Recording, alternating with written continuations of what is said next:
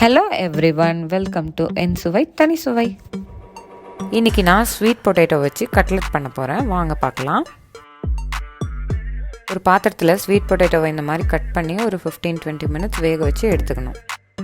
இதை தோலை உரிச்சிட்டு இதில் 1/4 கப் வெங்காயம், 3 பச்சை மிளகா குட்டி குட்டியாக நறுக்குனது, கொஞ்சம் கருவேப்பிலை கட் பண்ணி வச்சது, 1 டீஸ்பூன் மிளகாத்தூள், 3 டேபிள் ஸ்பூன் மைதா, 1 டீஸ்பூன் ஜீரகத்தூள், தேவையான அளவு உப்பு, 1 டீஸ்பூன் சாட் மசாலா தூள், 1/2 டீஸ்பூன் பெப்பர் பவுடர், வேணும்னா 1/2 டீஸ்பூன் கரம் மசாலா போட்டுக்கலாம், நல்லாயிருக்கும். எல்லாத்தையும் ஒன்றா சேர்த்து பிசைஞ்சு உருண்டை பண்ணி கட்லெட் ஷேப்பில் வச்சுக்கோங்க. கொஞ்சம் கூட தண்ணி ஊற்ற தேவையில்ல. இப்போ நான் 2 டேபிள் ஸ்பூன் மைதா மாவு, கொஞ்சமாக உப்பு போட்டு தண்ணி ஊற்றி இந்த மாதிரி கொஞ்சம் திக்காக கலக்கி தனியாக வச்சுருக்கேன். இது கூட கொஞ்சம் பிரெட் க்ரம்ஸ் வச்சுருக்கேன். பிரெட் க்ரம்ஸ் ரெசிபி வேணும்னா டிஸ்கிரிப்ஷனில் லிங்க் இருக்குது, செக் பண்ணிக்கோங்க.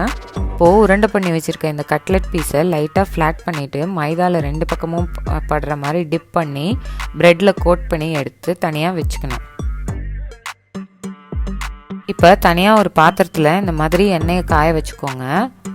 இப்போது எண்ணெய் கொஞ்சம் சூடாயிருச்சு. இந்த கட்லெட்டை இந்த எண்ணெயில் போட்டுக்கலாம். இப்போ ஒரு 2 நிமிஷம் கழித்து திருப்பி விட்டுடலாம். பாருங்கள், கோல்டன் ப்ரௌனாக ஆயிடுச்சு. இந்த பக்கம் ஒரு 2 மினிட்ஸ் வேக வச்சு எடுத்துடலாம். அவ்வளோதான், சுவையான கட்லெட் ரெடி. நீங்களும் செஞ்சு பார்த்துட்டு எப்படி இருந்துச்சுன்னு கமெண்ட்டில் சொல்லுங்கள். தேங்க்யூ. மறக்காமல் வீடியோவை லைக் பண்ணுங்கள், ஷேர் பண்ணுங்கள், சப்ஸ்கிரைப் பண்ணுங்கள்.